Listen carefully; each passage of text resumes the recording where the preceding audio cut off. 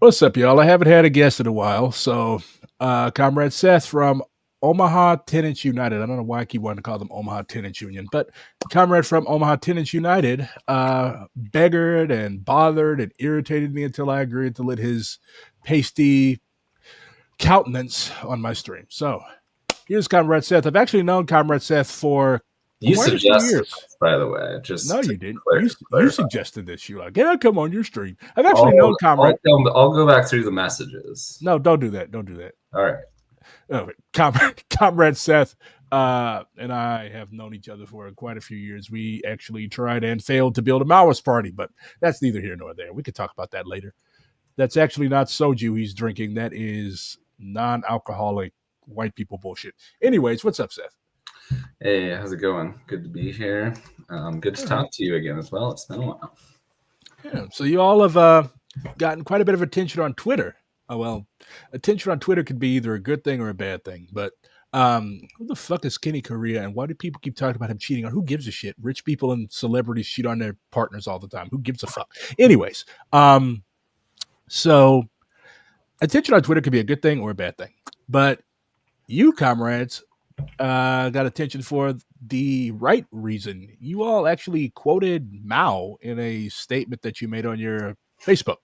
It is right to be attacked by the enemy, which is the title of this stream for a reason. Also, if you're looking at the banner, that is a donate link. If you support the work that the comrades in Omaha are doing, you should definitely throw them a few bones because you motherfuckers really aren't doing much anyways.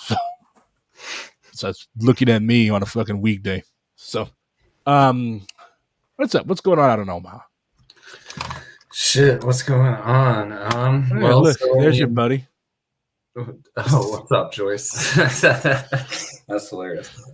Shit, what's been going on? So, I mean, Omaha Tenants United has been doing this thing for about 5-6 years now. Obviously, had to take a bit of a hiatus during the pandemic. But, we started off just by taking individual cases with individual tenants to show people that confronting landlords works. Like our very first one, for example, was a guy who had been coming to FTP, as Chris is very familiar with. Hey, who the fuck is Chris? Black Red Guard is very familiar with. And he had not had hot water for 6 months at that point. The landlord told this guy that, well, I would have to knock out a whole wall and it just wouldn't be worth it, which is bullshit, right? So what we did was, like 5 of us, along with the tenant, just showed up at the landlord's house. And we had a nice demand letter written up. And unfortunately, he was not home, but his Karen neighbor took a bunch of pictures of us, sent him to the landlord. The landlord starts texting the tenant, cursing him out. And the tenant just sends him a picture of the demand letter. And the hot water was fixed the next morning. Turned out it was just a gasket the whole time and the landlord was lying. So, we quickly realized that once you put the least amount of pressure on these motherfuckers, that we can get real results for tenants. And not only that, but engage tenants in direct class struggle and show them that this works, not the courts, not the city inspector, what have you. So we did that with a lot of success for a long time, mainly just either small groups of tenants or individuals. We were successfully able to raise I'm not Rev Left Radio, brother.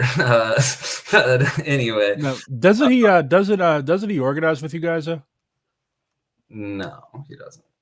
Yeah, I don't know. He's a strong supporter. He's always giving us shouts out and always supporting our work. He's a great guy. I play sand volleyball with him. But he is not a member of OT. Wait, that is the most white hipster shit I have. So yeah, by day you harass every landlord in the city of Omaha, and by night you're out here playing fucking sand volleyball. You know what? But by day I have a 9 to 5 like everybody else. In my evenings we do all this shit for free. I just got laid off. Oh, hey. Fun employment. But yeah, I mean, so we were successfully able to do that for a long time, able to put tens of thousands of dollars back into tenants' pockets. force landlords to make repairs that they otherwise wouldn't have made. And then just this past summer, 2024, we were successfully able to establish Nebraska's first tenants union. And that really, the dominoes started to fall after that. We were able to establish 2 more with that same landlord. And then we've done a couple more since, including one with the same landlord that I rent from, one company. Another one most recently with HD Omaha, which I actually just got back from their office to try to confront them, like literally like 45 minutes ago. But yeah, so we've really leveled up from the like individual small group thing to going to larger collective unionization struggles. Is this the first guy that you guys like got into it with? Not the very first, but he was one of the first, and we harassed that motherfucker like crazy. That dude's a psychopath. Yeah. Well, he's until you all drove him so far up a fucking wall, he wanted to crash his plane. Yeah, that guy, grade A piece of shit, Dave Palladino. He had a documentary about him being a landlord. It was fucking crazy. It was called The Super. It was taken off Netflix. You might be able to find it online somewhere, but like, it's like grotesque. Who wants to watch it? Who wants to watch a documentary about being a fucking landlord? He's like kicking people with terminal cancer out on camera and just like stoked about it. You know, my grandma used to tell me that when you do evil in this world, evil follows you. So, yes. Yeah, no wonder you died in a fucking plane crash. Oh, we're on the subject of landlords. You remember when the fucking Red Guards used to like accuse me of being a landlord for some reason? Yeah, bloodline theory because your mom owned like an empty lot. Owned, not owned. Owned. That's crazy. The fuck are you talking about? Unequally aging. Ignore my chat. Half these motherfuckers are I think that's an OTU person trolling. I'm pretty sure. Oh. I'm sorry. You're not nuts. You're a good person. You see, that's what happens when you organize Zoomers and Millennials. We have a very, very unique sense of humor. Like me and you, we're the South Park and Family Guy Millennials, and the Zoomers, they're, you know, I can't even keep up with these people's sense of humor anymore. I'm like, what the fuck are you people talking about? Like, it's just, our memes used to make sense. Their memes are just like, I don't know. I don't know what's wrong with these people. It's like 5 layers of irony, and I don't know what's real. It's all the microplastics they eat. Yeah, I think so.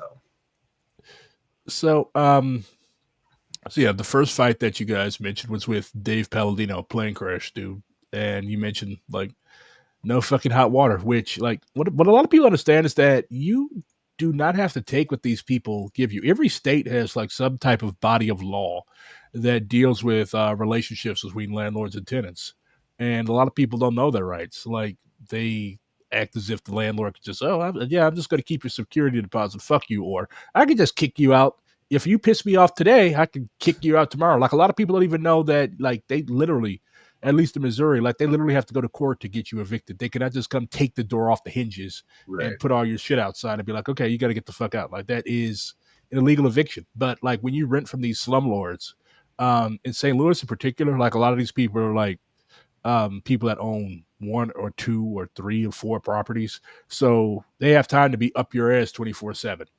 And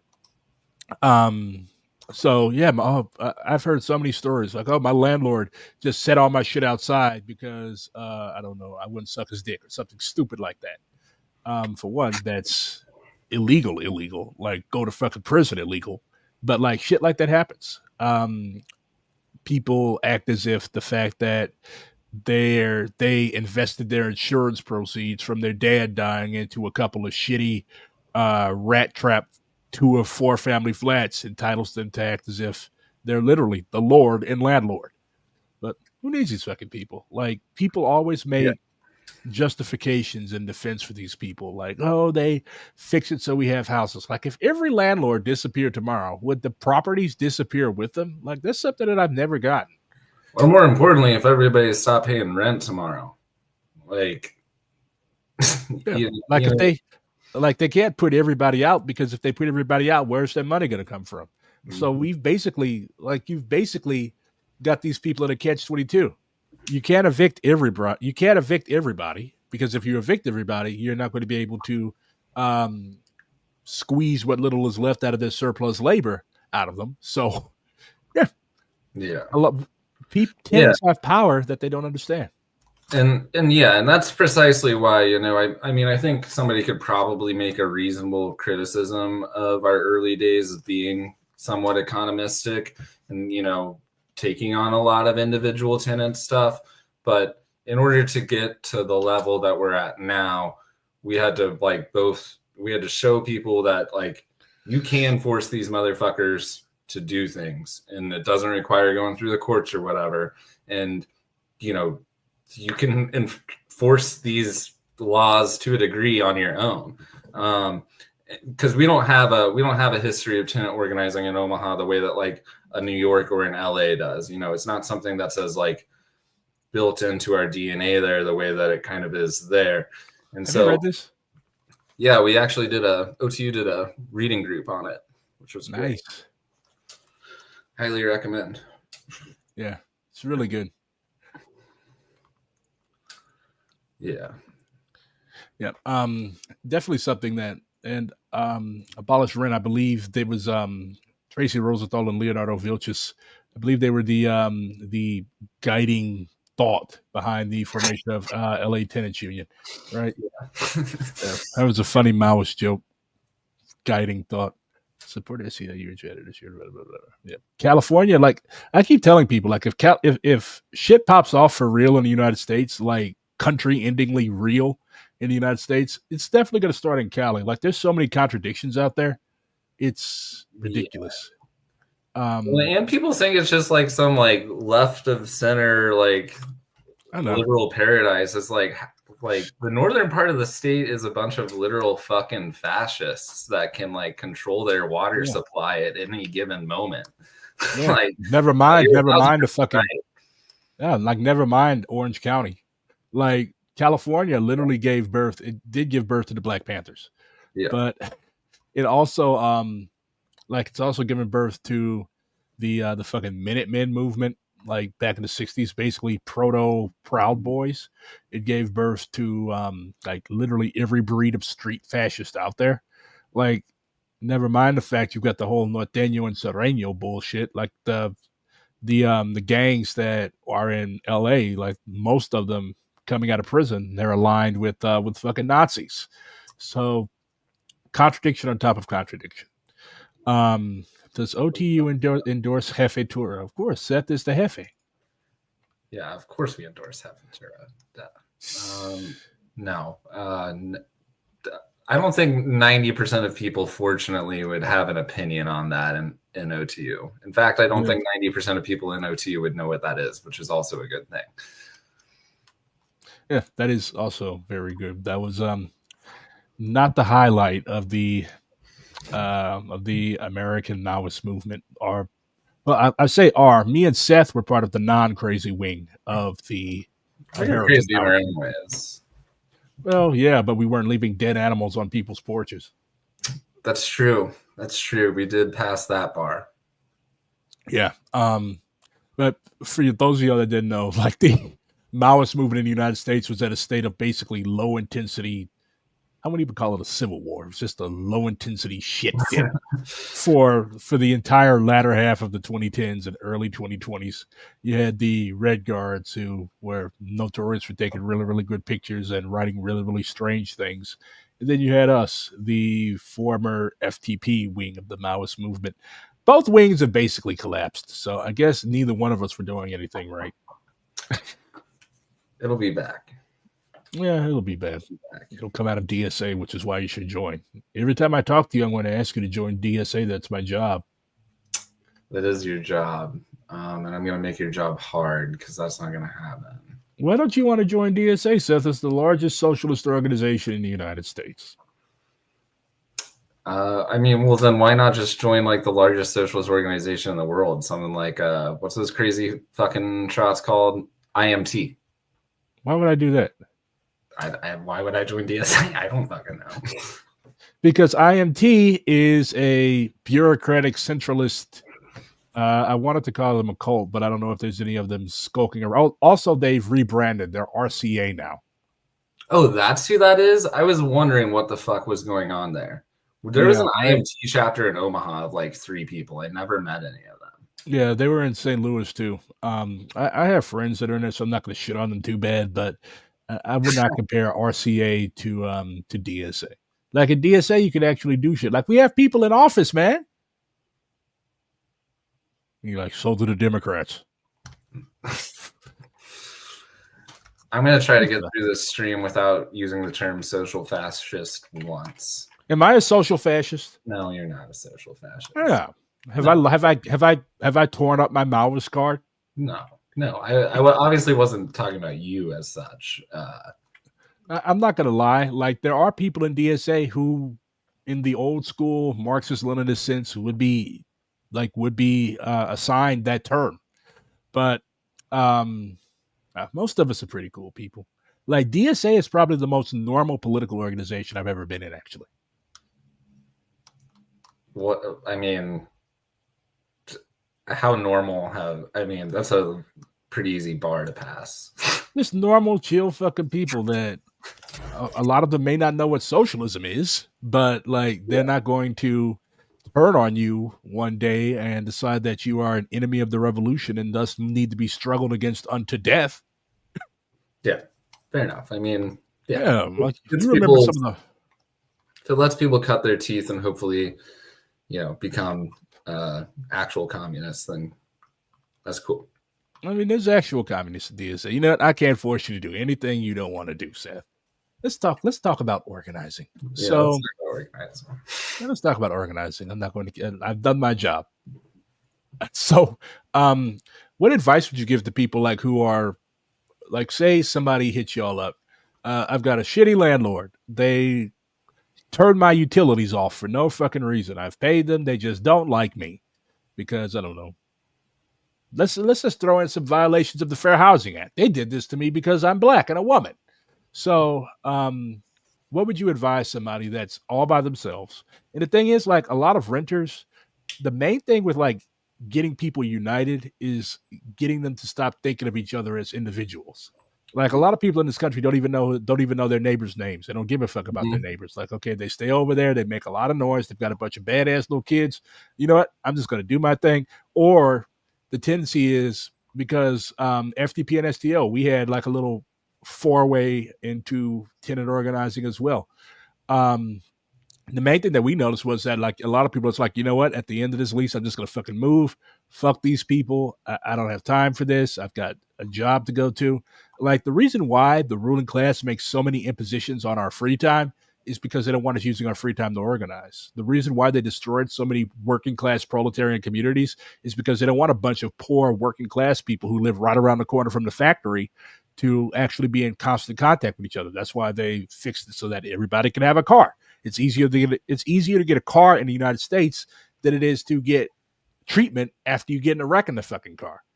So all this atomization, all this alienation from the community and fellow workers, all of this division, it makes it a pain in the ass for a lot of people, veteran and not veteran organizers, to actually do what needs to be done. Wouldn't you agree? Oh yeah, 100%. Like, I mean, just comment on the atomization thing first and foremost. I mean, you would not believe, exactly like you just said, the number of fucking people who, prior to joining a tenants union, did not know any of their neighbors beyond like maybe a hello in the morning. Maybe know a couple of them by like their first name.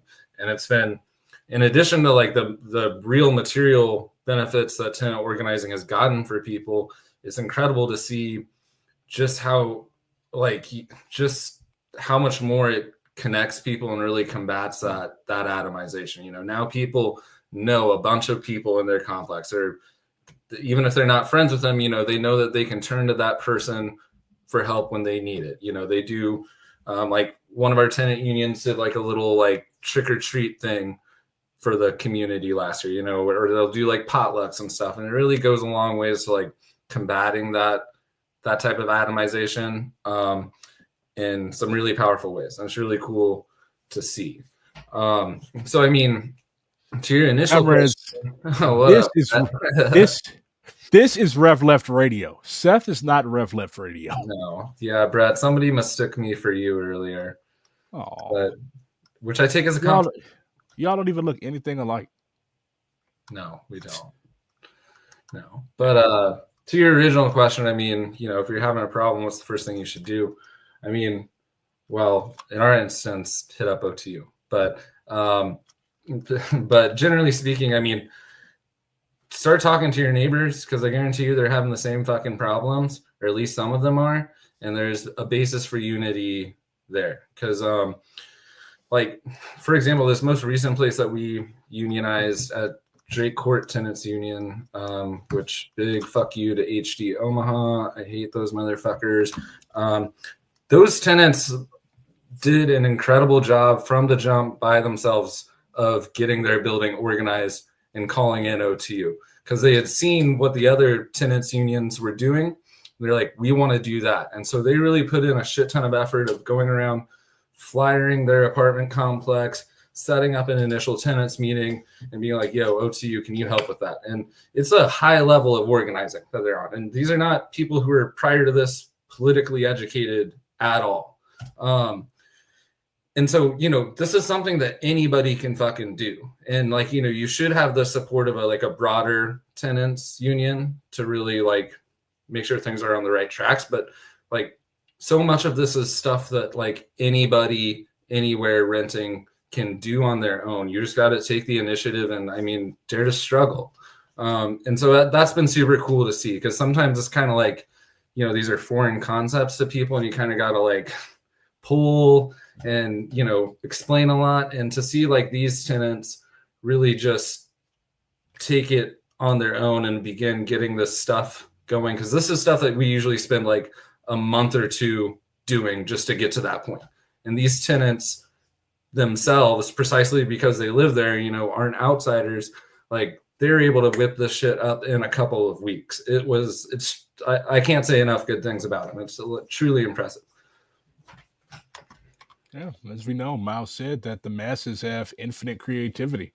So there's a difference between, like, a lot of people, when we talk about the mass line, a lot of people think that the mass line is just Taylorism, or as our buddy Scott Harrison would say, they think that the mass line is basically right opportunism. One thing that I've noticed in DSA is that a lot of people, they think that social investigation and class analysis is just going around and listening to whoever tells us what we want to hear. For example, if you're doing electoral canvassing, okay, you're going to ignore all the people who say, you know what, fuck this system. I don't give a fuck. None of these people represent me. You're going to ignore them. Why would you ignore the advanced? You're going to focus on what Democratic Party flunkies have to say. You're going to focus on what recent transplants have to say, people that agree with you. So when we really apply the mass line, when we really do our social investigation and class analysis, this is why political leadership, this is why a firm foundation in theory is important. Because when we were trying to do tenant organizing and FTP, we made a lot of mistakes because we listened to people who other activists had told us are, oh yeah, this person is good. They've lived up there. They've been organizing for years.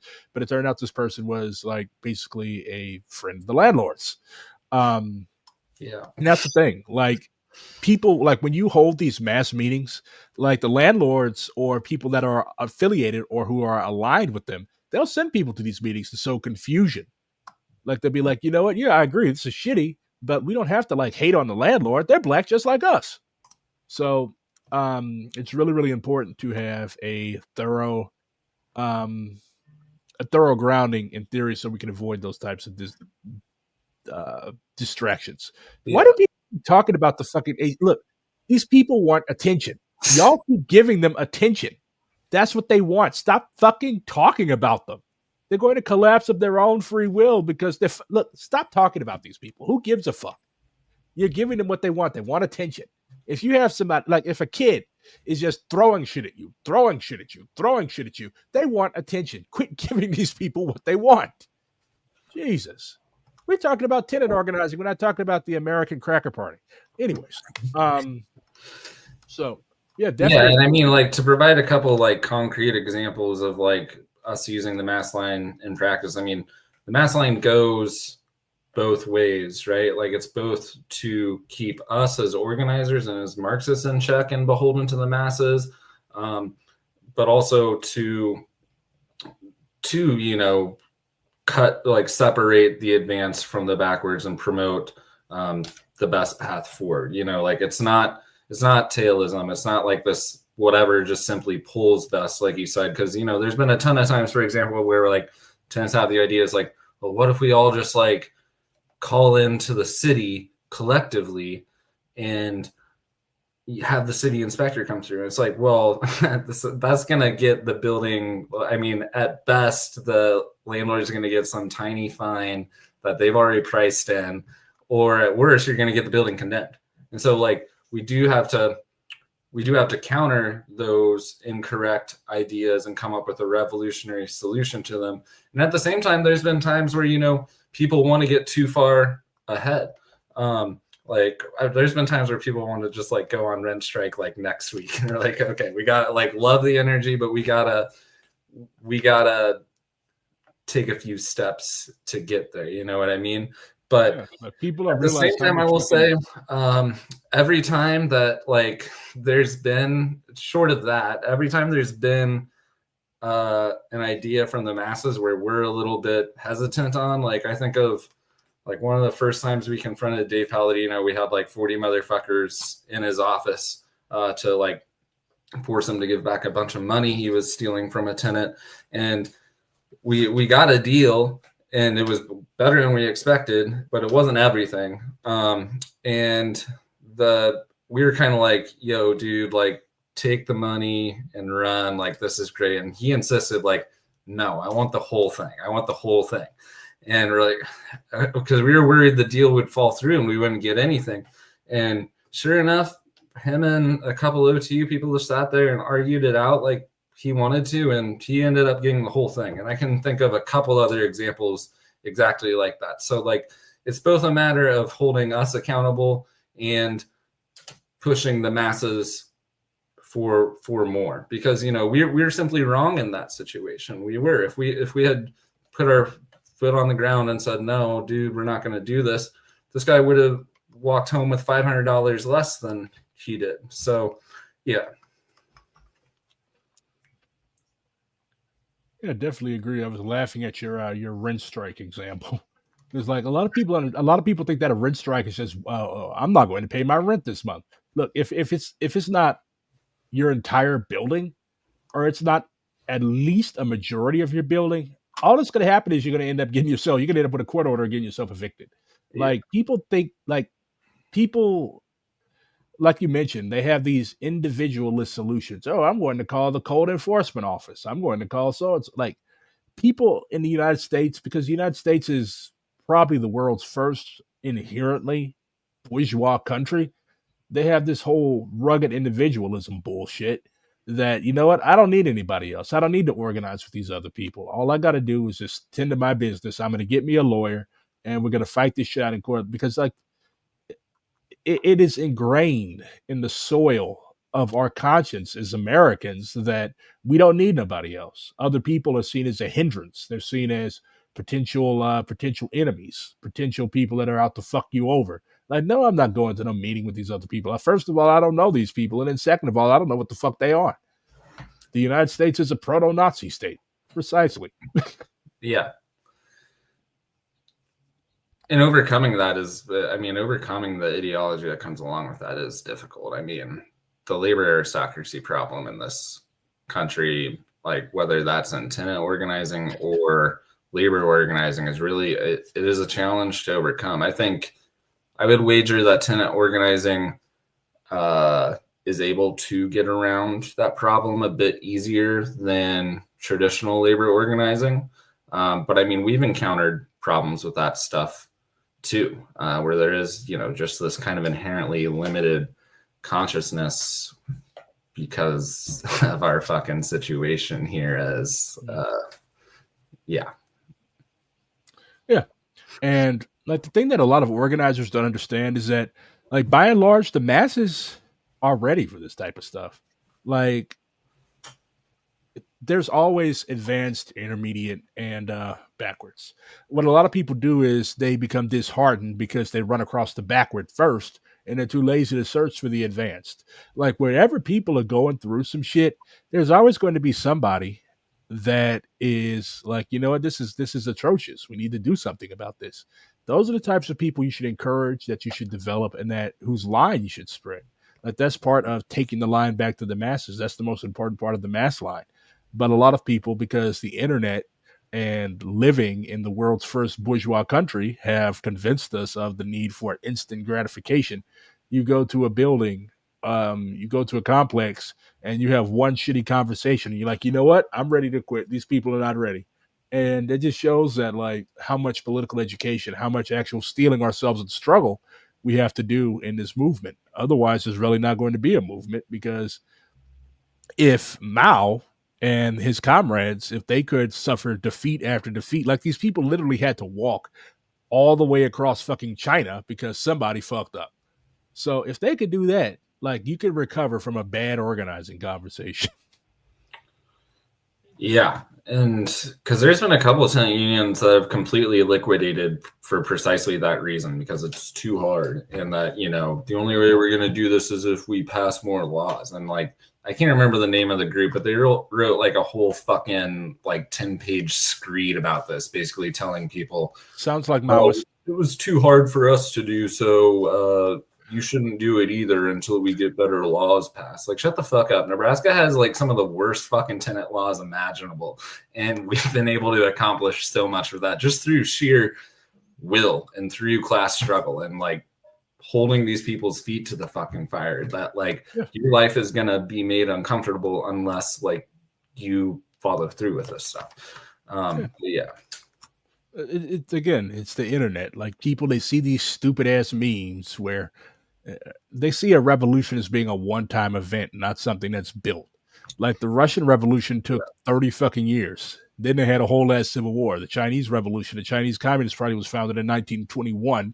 And then they really didn't win the revolution because there were KMT remnants on the mainland. They really didn't like win militarily the revolution until like 1955. So we're in this for the long run. Like you and me, we're probably not going to stand on the ruins of the White House until we're both fucking 70 something years old. And we should prepare ourselves for that. Like, no, it's not going to happen 2 years from now. I will be on January 6, 2028. So Oh dear. Oh, you're joining the liberal uprising against Vance. That'll be fun. No, I meant when Trump isn't able to get elected again. I'll be right there with those other patriots. Just yeah. Quirked up white boy looking for something to do. I got it. But no, really quick, like a commenter here pointed out, you need to build on the ground to even get laws passed. That's so fucking true too. Like I'll give one example. When Dave Palladino back in the day applied to get TIF dollars, which is called tax increment financing. It's basically where they take a bunch of our fucking money to fund development projects, usually for the purposes of gentrification. Landlord welfare. Yeah, they're always just rubber stamped through. But Dave's fucking ass decided he was going to try to go for this, which, like, you know, usually they just get away with it because it's, you know, it's some development company that's like revitalizing the community. So it's harder to like gum up the works. But when it's just like a blatant slumlord, it's that everybody in town hates. It's so easy to see. And OTU held a big rally over this, and we went around just like knocking on as many Palladino doors as we possibly could to get both current and former tenants to show up to this meeting where they're going to approve it and give their testimonies about the horrible conditions that they had lived under in. And I can't stress enough how brave it was of the tenants that were still renting from him to do this, because that's immediately opening yourself up to serious retaliation. But in any case, we were able to get that shut down. It was the first TIF application that has been denied since the program was started in like the fucking 80s. But more than that, it was after that the city decided to pass a landlord registry. And the landlord registry is bullshit, and I can explain that if people want. But my point is that even like those bullshit reforms only come when they feel like there's like an insurgent movement that's going to be creating problems for them. And even today, you know, we shared a story about how we've been getting increasing threats and harassment from the landlord lobby to report us for practicing law without a license. And you had 4 or 5 people running for city council now sharing this. The post blew up. So I say all that to say that, like, exactly like Gato here said, any reforms are only going to be downstream from real militant organizing and forcing them to, because they see that a crisis is brewing if they don't do something. I was looking at a TIF map of St. Louis. These motherfuckers are everywhere. And like it's basically just this welfare for landlords. Yeah. Like you just, like you said, they take our money and they give it out to these motherfuckers for development. Like there's a huge chunk of North St. Louis that is for North Side regeneration. The North Side has been shit since, okay, I'm 30 years old. The North Side has been shit since I was since before I was born, since my mom was growing up. So all of this shit that's going on, all of these handouts, and what these people are doing, you mentioned gentrification. What these people are doing is they're buying up all these properties. They're buying up all these properties, and they're basically sitting on them, hoping that some type of government program comes and gentrifies the area. Like in North St. Louis, you've got the feds, the National Geospatial Agency. They literally destroyed a whole neighborhood to build a spy center in North St. Louis. And now this landlord, yeah, now these fucking landlords, they own all these properties. Now they're hoping that all these people are going to be making $75,000, $80,000, $95,000 a year. They're going to buy up. They're going to want to rent these new apartments. They're going to want to live in some 150-year-old slapdash rehabbed old wannabe mansion. Like that's what they're banking on. They don't give a fuck about developing these communities for the benefit of the actual working class, because they don't give a fuck about the working class. What's their goal for the black working class in North St. Louis? Disperse them. They want them driven over to Illinois. They want them driven into North County with Ferguson, Florissant, Hazelwood, Spanish Lake. Like those are the areas that have been reserved. Cities all across the country are being reserved exclusively for the use of the rich and the professional managerial class. Mm-hmm.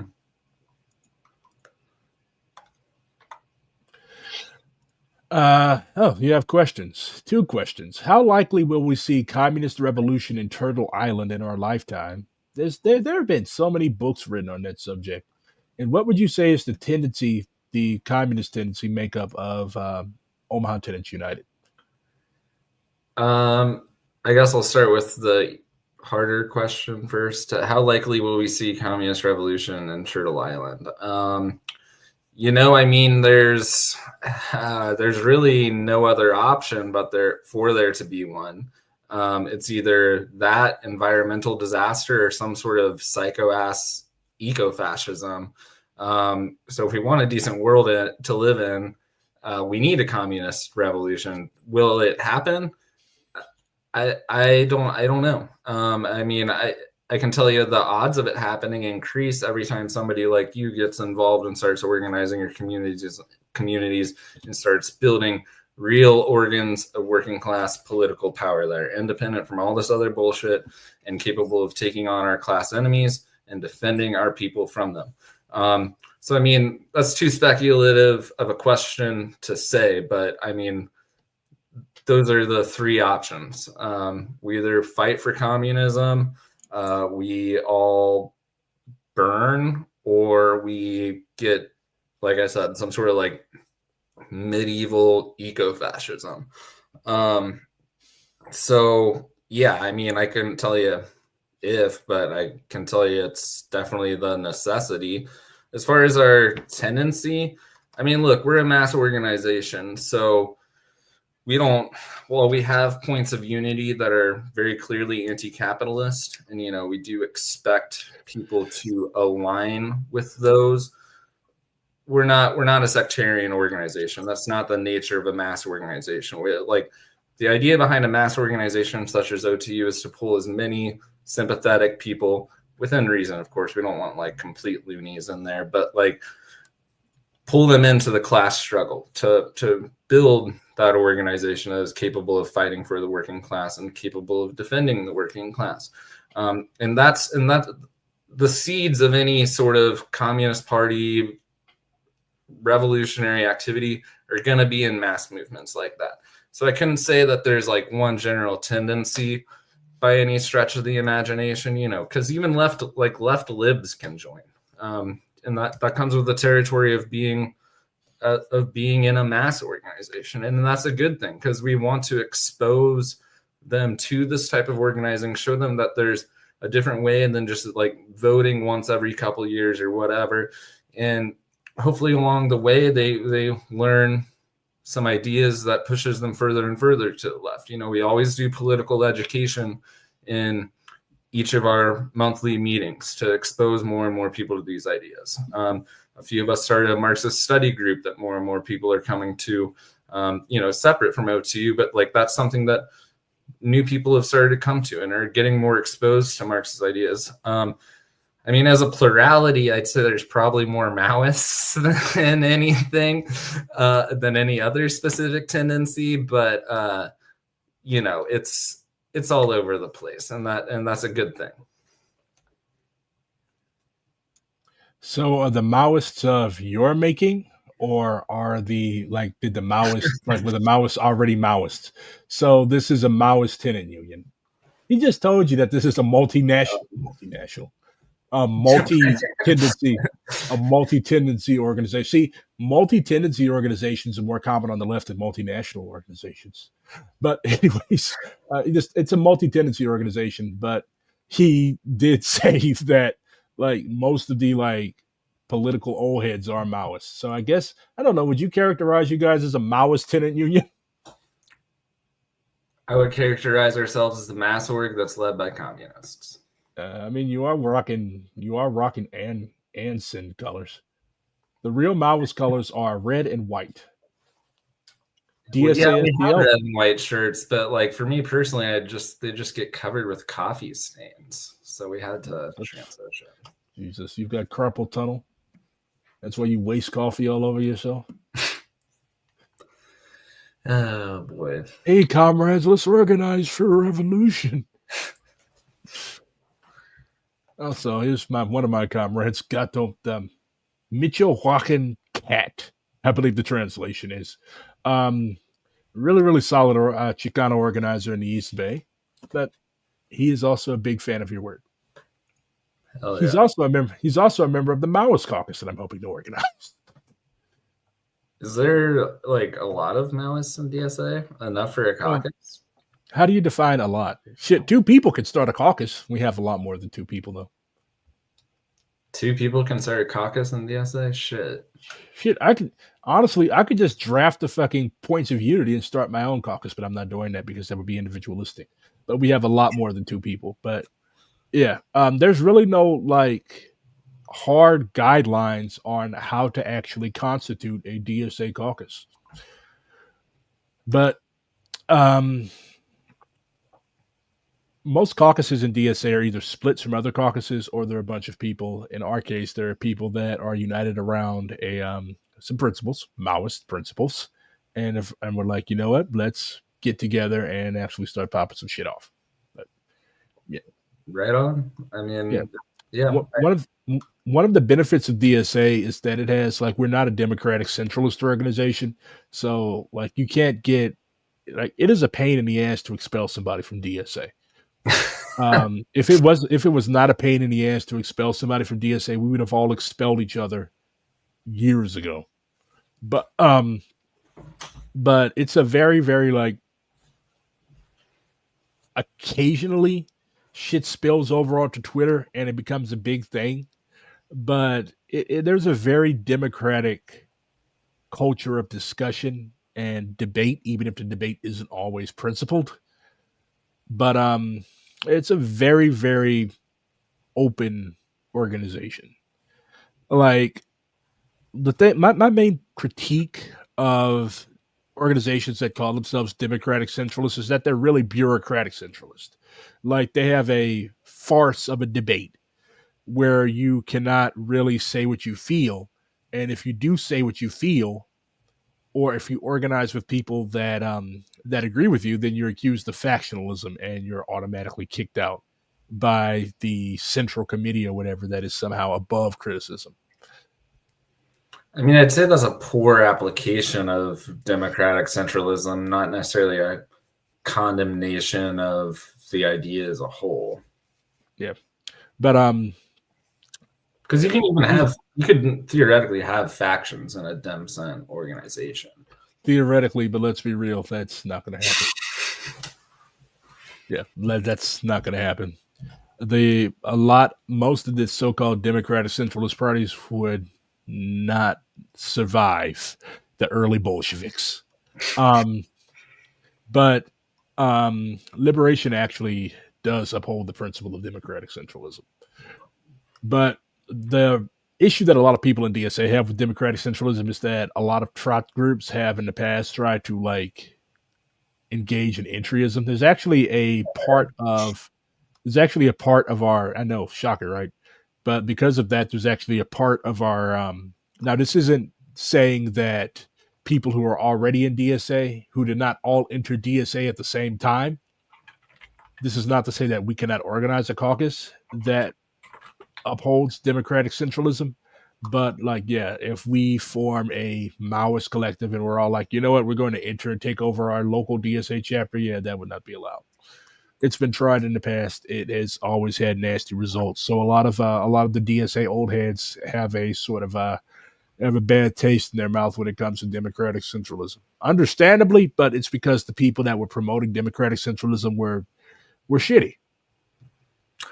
Yeah, I don't understand how Trotskyism is still such a big thing, like in the U.S. and Europe. Like it's never accomplished anything. I know one person, a good friend of mine. She's in IMT in Belgium, and they're like, first of all, they're Zionists. She's not, but yeah. Why is she in a Zionist? Why is she in a Zionist organization if she's not a Zionist? Well, the leadership is, but they obviously don't talk about it like publicly, but yeah.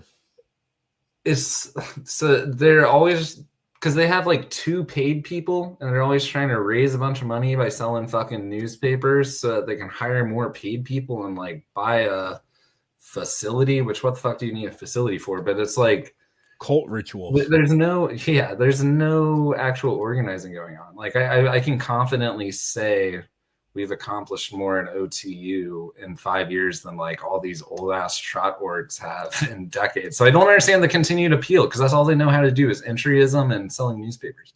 Because I think the chauvinism, one of the main theses of Trotskyism is that you cannot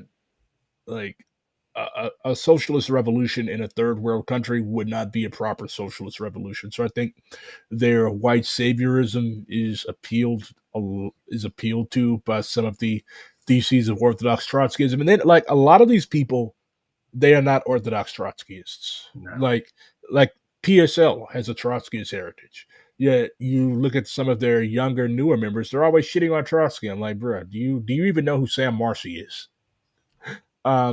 So, I think Trotskyism just becomes a signifier for people to like distance themselves from big bad Soviet Union and still. That's what Maoism is for. Well, after 1956, bro. I don't know. Trotskyists are the least of our worries. Yeah. If we don't actually. I'm sorry, I got us on this.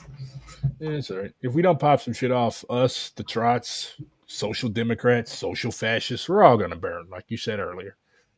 We're all in this shit together.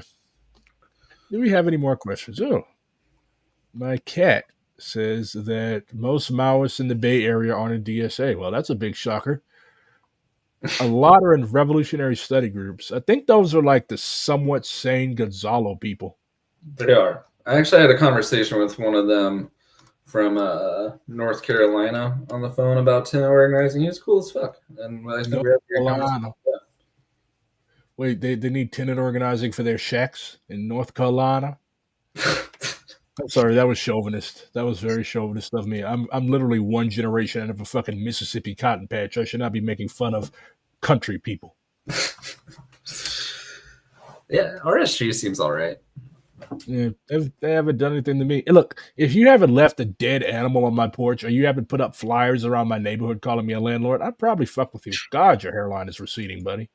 Trots in my My unit. hairline is not receding. It's because I shave it all off now. No, you've got the Nixon square. You got the fucking landing strips. I Things. had that exact same one. Look at me. Oh, you were chrome dome. Yes, I have the hairline of a 50-year-old white accountant. I know. That's why I wear the fucking trot caps. Oh Because nobody wow. wants to see that. Trots in my union work want to read Race and Revolution, a line in the communist movement that opposed the black belt.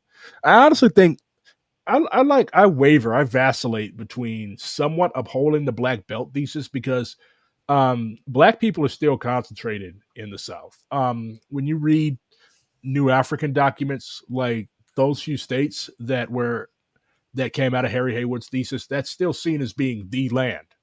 But Kevin Rashid Johnson also put out the thesis that black people in the United States are a dispersed nation. Like a lot of us, we left the South, we left our national territory, so to speak, and we moved to places like Chicago, St. Louis, New York, D.C. I don't know. Maybe it's somewhere in the middle. That's why we need to have line struggle. Also, shout out Harry Haywood, Omaha native. Yeah, you all had a lot of good people that came from up there. Malcolm X, Oh, really? Harry Haywood. You know, Yeah, a lot Louis of people. Strong is from Nebraska too. Oh, really? Mm-hmm. I did not know that. Some informal anarchist groups advocate that authoritarian. I'm not an authoritarian. I'm a libertarian. Like, look, on everything that is not economic or not about like the actual organization of the state. Like, I don't give if you want to smoke weed, if you want to dress up like a fucking ginormous ass cat or a wolf or whatever your furry thing is, or if you want to fucking inject yourself with heroin, I don't care. That makes no difference to me. Like you should Just don't be still the gangs. you should still you should not be cut off from the social safety net because you made some stupid decisions in your life like shooting heroin. But you know, why do people from St. Louis pronounce it heroin? Heroin. Anyways, That's a southern thing in general. no. Anyways, you want to take fucking drugs. You want to take fucking drugs. Like, I don't care. I don't take drugs because, well, for one, like I grew up around people that did it. I don't want to be those people. And then like I've read Capitalism Plus Dope Equals Genocide. I know what drugs do to you. That's why I don't like. I strongly, personally oppose the use of drugs by myself. But like, if you want to do that to you, it's your fucking body. You're an adult. But like, so I'm Yeah, not. I'm probably the most libertarian of libertarian on personal issues. Anyways, back to to that charcoal question industry. though, I mean, to the first part of it, I would tell those anarchists, well, are you organizing anything? Uh, you can have an opinion on that once you do. Second of all, as we were talking about earlier, you know, OTU is a mass organization. We have all types of tendencies. You know, there's some anarchists in there. There's some left libs in there. There's Maoists. There's plenty of Maoists. And there's dim socks. So I mean, there should be zero issue organizing in the same space as all these people when it's in the context of a shared class enemy. You know, in a mass organization. You know, we're not a communist party. We don't need that level of ideological purity for a mass org. That's precisely the purpose of a mass organization. So yeah, I mean, I think it's quite easy to organize with all those different tendencies if everybody has shared principles and purpose on what that organization is for. And if, you know, if somebody wants to go around like complaining about authoritarian leftists, we haven't had that happen in OTU, but I mean, they would see themselves out pretty quickly. At the inauguration day rally, we had some anarchists who were affiliated with the local, like I call them anarcho Maoists, Community Liberation Network. They're really good people. But somebody that was loosely affiliated with them showed up to the inauguration rally dressed as a witch, like a caricature of a witch. All they needed was the Oh pointy my hat. God. But anyways, They showed up, and they were literally they were handing out flyers, and the flyers said something about death to authoritarian leftists or some shit. I'm like, bro, you came out here. Okay, it was icy as hell that day. Like I busted my ass twice. You came out here with this weapons grade ice to hand this shit out. Like, why didn't you just make a fucking Twitter post? Like, Yeah. why would you do that? I admire your If you're not commitment getting because, like, paid yeah, by the feds, you should be, because what are you trying to achieve here? yeah. Anyways, so yeah, I agree with I agree with Seth. Like, if the look, we're here to fight against the class enemy. We're here to organize tenants. We're not here to like why. First of all, why would you want to debate about Stalin and Trotsky and Mao and Makhno and all this shit at a tenants union meeting? Like, how is that relevant? Exactly. So you showed up to argue. You don't give a shit about organizing tenants. You care about your own intellectual masturbation. That's a sign you don't have any business in a mass org in the first place. The Mexican cat said, I tried tapping, no, the Michoacan cat. Mexico has states just like the United States. I tried tapping in with my local Revolutionary Students Union, but they hold meetings at very inconvenient times for anyone that isn't a student in Berkeley, in person only. I hate in person only meetings. Like, people have shit to do. Like, In people have shit to person's do. the best, dude. Online meetings suck. Oh, yeah. I don't want to see or smell you motherfuckers. Like, if it's a half hour study group, like why is it necessary for us to all meet in person on a college campus?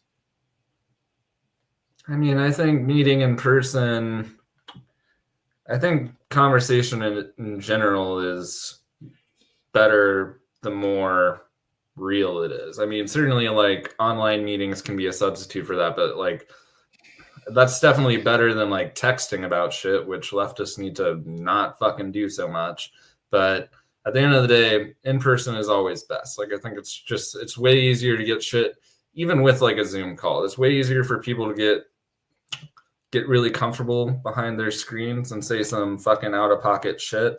It's way more difficult to do that when you're in person. Like, I think in person shit, I think it makes for a higher likelihood that criticism and disagreement accomplish what they should, which is building greater unity. Whereas, like, the more you get removed from that in real life shit, the more likely that it just becomes a criticism for the sake of it. And, that's how you create divides that become way deeper than they need to be. Yeah, I mean, I get your point, but a lot of people are socially anxious. A lot of people are disabled. They can't do in person meetings. When I think about an organizing method or what's best, like, I try to see both sides and appease the majority, I guess, because I'm a Maoist and Maoists are all about majorities. But also, I would say that, like, just from an interpersonal level, it's a lot easier for people to, like, for newer people to be intimidated in person. Like, if you've never come to a meeting before, then you have somebody like me that's spouting out a bunch of more Maoist jargon, which I actually do not do that much anymore. Um, but like, a lot of people, they come away from these types of things feeling intimidated, or like not, they just sit like little bumps on a log and go along with whatever the majority of people's or the loudest person in the room wants to do or say. So, I mean, I see this right on both sides. I lean towards, like, yeah, in-person meetings are cool because, like the comrade down here said, it's safer, even though back in the 60s and 70s, they didn't have Zoom and stuff like that. And they certainly weren't talking about weatherman type shit on payphones. So, and they still ended up infiltrated. So, I don't know. I Speaking would of just say that, Weatherman, Bill Ayers is coming to Omaha for a book uh, launch, I guess. for what? For his new book. He's just got a book launch. Well, really? What does he have to talk about? How to use your rich white parents to get away with blowing up toilets for 5 years? Yeah, I don't know. Honestly, I don't know a ton about Bill Ayers, but I learned who he was during the Obama era. I remember when that was I, a big controversy. yeah, I don't have really. The only weatherman I have respect for is David Gilbert and Marilyn Buck because they served their fucking time. Like, they were seen as being dangerous. But those people like Bill Ayers, Bernadine Dorn, all those people, like, they're still weathermen that are probably living in fucking cabins in the woods in Canada. Like, those are the ones I have respect for. But, like, um, I think one of them is a math professor somewhere. But like these people were allowed to reintegrate back into society because like the FBI even thought they were a joke. Like they had a fucking joke about them. Weatherman, what do you do? Blow up a shitter every month or two. Like, and when they actually did try, because when the townhouse blew up, they were actually trying to make anti personnel devices to deploy at Fort Dix, but because they did not know what the fuck they were doing, I think one of them set the timer too early and blew up the whole fucking house. Yeah, that was one of their members' dad's house. They were on vacation in Aruba or somewhere, and she was like, "Hey, can I use your house? I'm bringing my boyfriend." "Oh, sure. Here's the keys." And by the way, I'm bringing like 15 of my communist friends to build bombs who don't know how to build bombs. You know that house was right next to Dustin Hoffman's. Whoa, that's actually crazy. Yeah. All these people moved in the same circles. Also, I think Bernadine Dorn had a dentist appointment. So after she staggered out of this house, like the explosion had blown her clothes off. Um, a lot of these people, they were only like because they were like destroyed. The whole body was like gone. I think they identified one by a blue eye that was plastered against the side of a building. But yeah, but she had a dentist appointment, so she staggered out of the ruins. And the next day, she kept her dentist appointment. These people were fucking nuts. They looked up to Charles Manson and those motherfuckers. So I really don't take weathermen seriously. I've read their statements and stuff like that. After the townhouse, they actually became a lot more serious. But yeah, I really don't fuck with weathermen that much at all. I'd still go see Bill Ayers for the historical value, though. Yeah, I want to meet him just for the hell of it. Yeah. Hey, BRG, until you tweeted about DSA's Liberation Caucus, I didn't know a Maoist caucus was a thing. Well, I'm unsure if you have joined that caucus. Bro, I'm one of the people that's helping to found it. What the fuck are you talking about? You've asked me the same question. I'm curious if you have met any interesting. Well, how do you define interesting? I'm an interesting person, for good or for ill. I'm pretty sure that swing set thought I was interesting. But anyways, yeah, I am helping to found the DSA Liberation Caucus. I'm in Hungary. Orban invited Netanyahu. Barely anyone showed up to protest, and we are so cooked. I hate this shit. Well, get the fuck out of. Why are you still in Hungary? Come become a Hungarian American. There's already quite a few of them. Can you not get good goulash over here? Is it Mark Rudd that started doing? I think that's Mark Rudd. That's a math professor in Mexico, New Mexico. I don't know anything about him doing. Mark Rudd. He was one of the weathermen. Oh, okay. Yeah. I don't know anything about him doing classes for the FBI, and I don't like calling people feds without evidence, but I would not be surprised. I have some controversial cop jackets without direct evidence that like who? Elaine Brown? I want to get in trouble. What is she going to do? Most of these people are 70 and 80 years old. What are they going to do? Come crack you over the head with their cane? I don't mean in trouble with anybody like that. I just mean I'm going to like, I think some of them leftists would take offense to. Yeah, one of the ones that I've heard the most about is probably Elaine Brown. Like I think she fucked the CIA agent, but that doesn't necessarily make you a cop. That just makes you have horrible taste in men. But but I don't know. The verdict is still out on that. Richard Aoki was definitely a Fed because he literally has an entire FBI file where he's informing on people. But that was the guy who sold the Black Panthers their first weapons. And I believe he was one of the few non-black members of the Black Panther Party. You know, Baba Vakian was technically a member of the Black Panther Party. Seriously? One of the few white members. I believe Eldridge Cleaver made him a member of the Black Panther Party. The Jay Sakai Fed allegations are so low. People think that Jay Sakai is a Fed because for some reason in this social media heavy world where you have to see everybody's face, like he's an old Japanese dude. Like just because somebody he's Japanese. Huh? How did we figure out he's Japanese? Because he mentioned it. His parents were in an internment camp. Yeah, he mentioned it. When he was working in Chicago, I think, at a factory, like the white boys were calling him the Jap. I'm pretty sure Sakai is a pen name, but yeah, he's Japanese American. Dude, Sakai, look, I got a lot out of Sakai's readings. He has some bullshit takes though. Like in his one essay about fascism, he I've got Sakai right here. You read this? The Dangerous Class in yeah, Revolutionary I got Theory. a copy downstairs too. Yeah. Yeah, this is a good one. It's two books. Dude, he says in that fascism essay that black gangs are an example of domestic fascism. Like that's just such a like you can talk about the problematic aspects of them all you want, but It like that's such depends. a stretch of the term. It just loses all meaning, and it's low key kind of racist. I think he, well, I think he was trying to draw on Fanon and Fanon's assertion that if you don't organize the lumpen proletariat, then they're going to be organized against you. I would not call like gangs themselves a manifestation of fascism, but in many cases, I believe one of the examples I know the article that you talked about. I believe one of the examples that he used was the white hats after the Chicago riot. Um, the government literally came and handed out like white hats to people and were like, here, you guys go patrol the community. um um Let me see what else. I think in when uprisings happen, gangs will either participate in them or they will be deputized to help quell them. But in that case, taking Sakai's analysis as far as it would go, then I think if he was around at the time of the uprising after the murder of Martin Luther King Jr.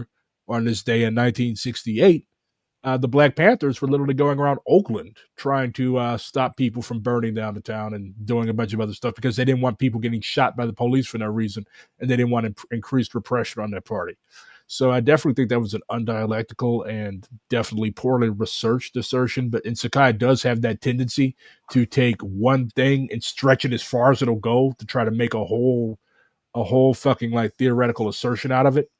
But I read him mainly for his work on security culture and his novel contributions to political economy. I think that would definitely be his contribution. Yeah, I gotta read his security culture stuff. We're actually it's funny you mentioned that we're actually going through some of that stuff for our OTU political education session at our meeting on Monday. Okay. My life's ambition is to get every DSA chapter to read Settlers, but I know that's not going to happen. I'm a lot more realistic than I was the last time we talked. Serenos in LA started targeting new Africans after a bad rumor. I didn't know the beef between the Southern Mexicans and black people in LA goes back that long. I know it came out of prison I'm because gonna like when you go because like when you go back to the 60s and 70s, like black people in Chicanos were like this, but now you go there and it's like fucking the Berlin Wall. There was one particularly heinous incident. I think in Hawaiian Gardens, there was literally a race war out there where people were like the Mexicans were trying to they harassed this black family until they left. And like if you walk through certain areas at certain times, they'll just beat the fuck out of you, all types of other stuff. So yeah, it's kind of shitty.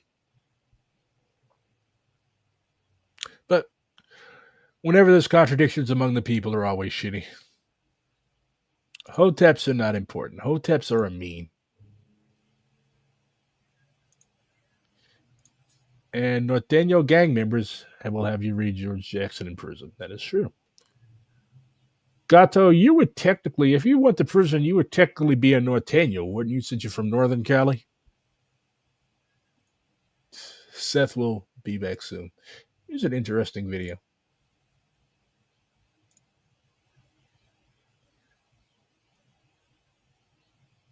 I don't know what he ran off to do with his skinny white ass. He'll be back.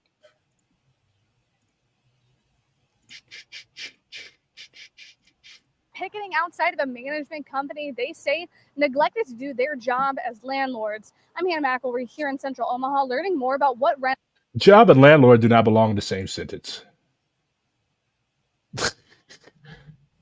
renters can do if they feel taken advantage of. Fix our homes. Fix our homes. Protesters are current and former tenants who say they've leased from Omaha Property Management. Where'd your skinny white ass run off to? I had to go to the bathroom. Dude, the most recent one is even better because I get to talk about class struggle on local news. Oh, yeah? Yeah. One picketer I talked to. What was this? This is from 9 months ago. Yeah, check out go to KM. I mean, I can find it. I just don't know where to. I'll just email it. KMTV? Yeah. I'm a horrible streamer. I should have had all this shit prepared. That's why I suck. I'm a much better demagogue than I am a Twitch streamer, I guess. You grew up in a Sereno neighborhood. There's a Sereno neighborhood in the Bay? Yeah, I just need to stay far, far away from California and its contradictions between its Mexicans. I just emailed that to you, by the way. Email? Jesus I don't know Christ. How to log into my Facebook on my computer. I forgot my Jesus password on my Christ. phone only. You are my age. Yes. Fucking boomers over here. Yes, sir. I gotta not boomer, Luddite. Luddite. What is your take on this whole AI art thing? What does the R stand for? AI art. Oh, art. I just said R. I mean, I think it's bullshit. It's kind of insulting to the idea of art, quite frankly. Oh, well, another hipster. What pisses me off the most, though, is when people draw the sampling comparison. Like, that's not the same thing at all. Yeah. Well, I will not be partaking in AI art anymore because well, for one, it's horrible for the environment. For two, it's like it literally steals artists' work and it trains these algorithmic things. I don't even know what to call them. I don't know shit about computer, but it trains these things off like shit that people have made. And that's fucking evil to me. I did not know any of this. I just thought like I was going to make a little AI thing of myself in the Studio Ghibli style. I did not know that that Miyazaki dude has so many fucking shooters out here. It was like, bro, I will literally come to your house and I will chop your head off. I'm like, God damn. Like, y'all are nuts. It's old as Japanese dude got all these shooters, call him the Emperor. Yeah, this is cool though. Oh boy. Who has the biggest juice pound? You don't have an ad block right here? Who has the most delicious gyros and angry salads in town? It's gyros, you idiot. King Kong! Who has the prime top sirloin special all day Wednesdays and Sundays? Oh my God. You missed what AI stood for Allen Iverson, don't we all?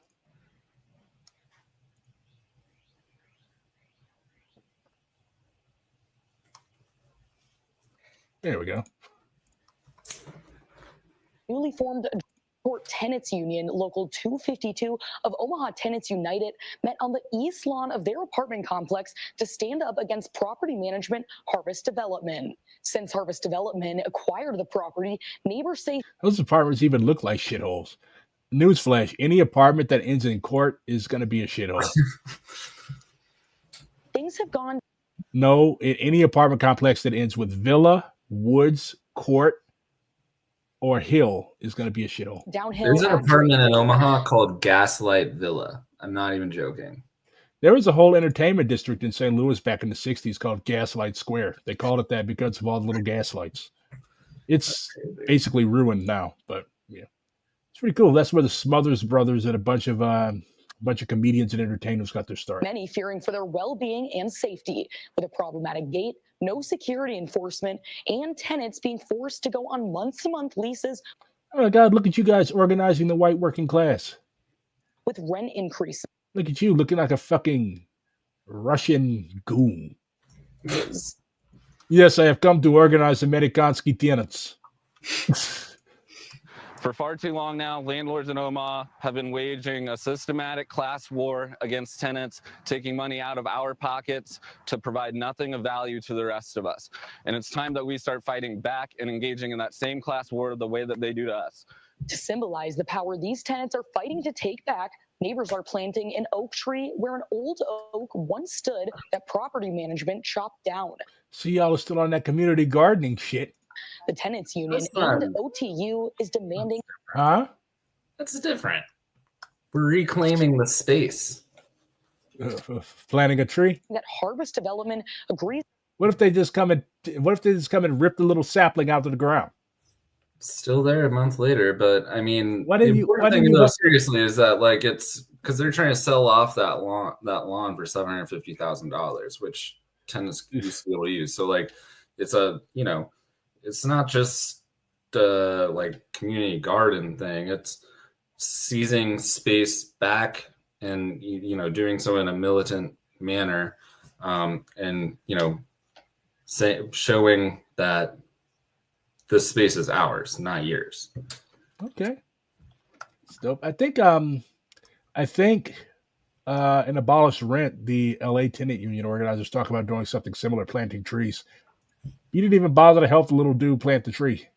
What type of cadre are you? To meet with them in the next 2 weeks to discuss their demands and develop a plan to move forward. I really love like how Midwest architecture, it's like we love bricks. And well, is Omaha the Midwest? Technically, I don't know.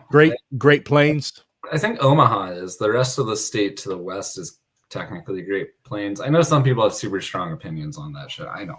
Yeah. But I really, really love how our architecture is like a blend of various types of stuff. Like if you go to like Milwaukee and stuff like that, they've got a lot of Frank Lloyd Wright inspired stuff. St. Louis has every type of architecture. Omaha seems to have a lot of.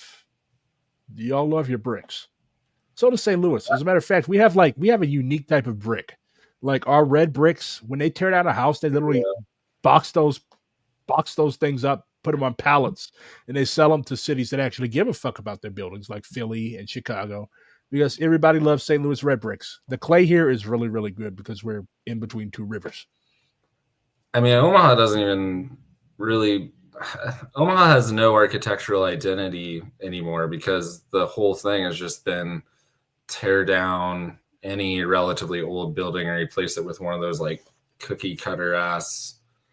I don't 4x1s. Yeah. 4+1s. Yeah. It's insane. Gentrification special. I think Omaha has a chip on its shoulder about like not being a big city. And so they think if you just like throw up a bunch of this shit and get rid of anything that like previously made an identity for ourselves, it'll like get us closer to being one of the big boys. It's insane. Omaha will never be one of the big boys. St. Louis will return to our rightful place as the United States' third largest city before you all ever become a major player on the world scale. Our metro area is 1 million people. I think St. Louis is like 2.9 million. You'll get there. How many of those million people are cows?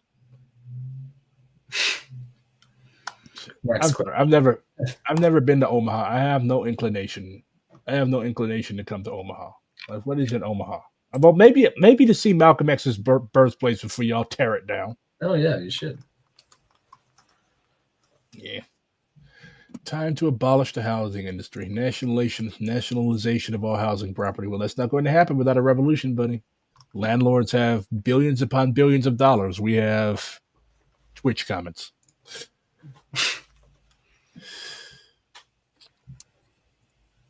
So, join DSA, Seth.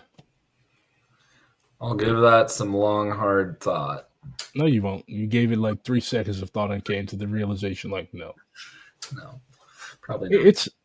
It's not going to happen. I can say that confidently. Oh, what would get you to join DSA? I mean, if they explicitly a gun to your head, they're revolutionary. Well, either a gun to my head or like because that could be arranged. Like calls for revolution of their political program. The whole organizations, because we have caucuses that call for revolution.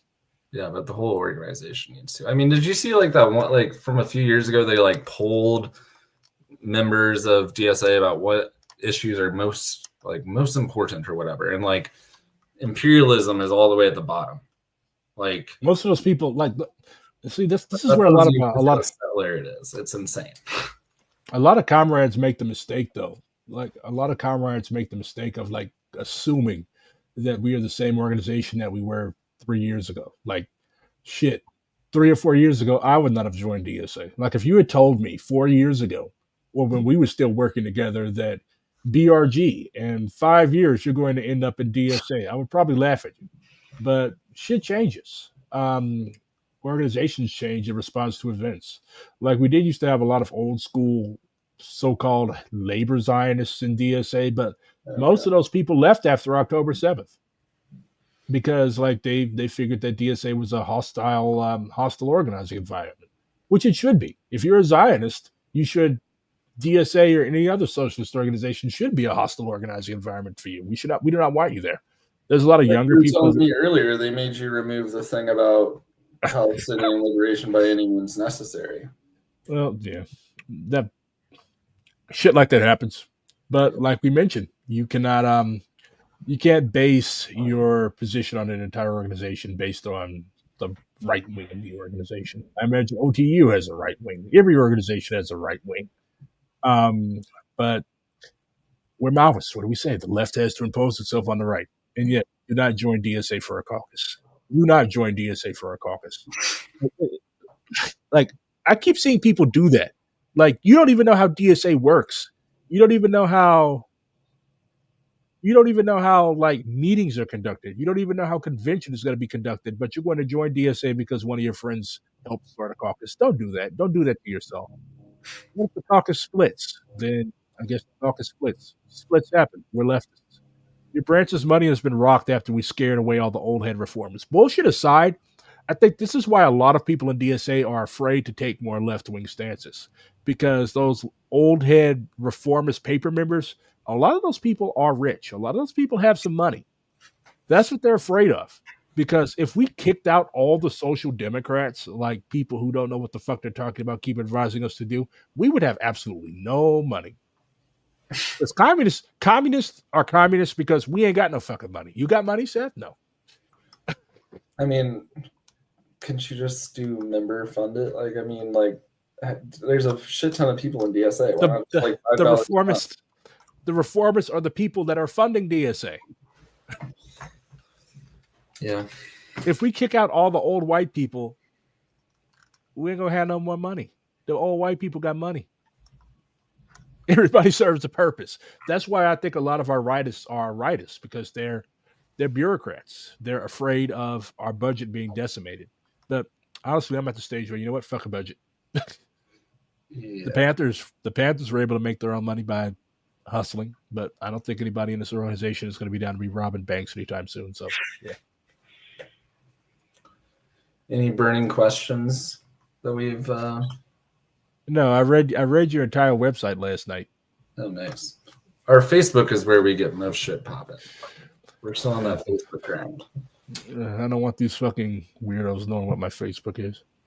Dude, my first interaction with DSA members was at some old people's big ass house with the pool. They had two big ass portraits of Bernie and AOC. It was kind of unsettling.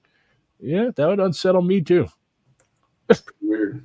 I've been around people with money before, but I've never been around leftists with money before. Well, actually, why am I telling that fucking lie? I interviewed fucking Fergie Chambers. I don't even know who that is. Fergie Chambers is the heir to the Cox family fortune. Oh. Dude is like worth several $100 million. And he is also a very adamant leftist and is proud of it. He's been interviewed many, many, many times. But Yeah. he's different. He's a different guy.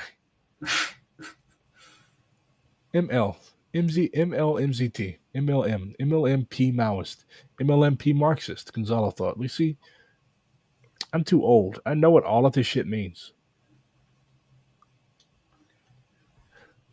Yeah, I'm ashamed to say that I do too. Yeah. Also, you should adopt Ruby Eclipse's suggestion as part of your principles of unity. Well, I think, see, some things you put into principles of unity, some things you don't put into principles of unity. You just do. Yeah. But anyways, good talking to you again, Seth. It's been too long. Yeah, you as well, man. We got to chop it up more. Sometime we should discuss the history of the MCP and... Nobody wants to hear about that shit. I was Why would I sit here and talk about my L's? All right. So I'm not going to tell you to commit a crime, comrades in chat, because knowing some of y'all would actually go out there and do it. And I don't feel like having the fucking feds knock on my door. But do what must be done. Find your people. Peace.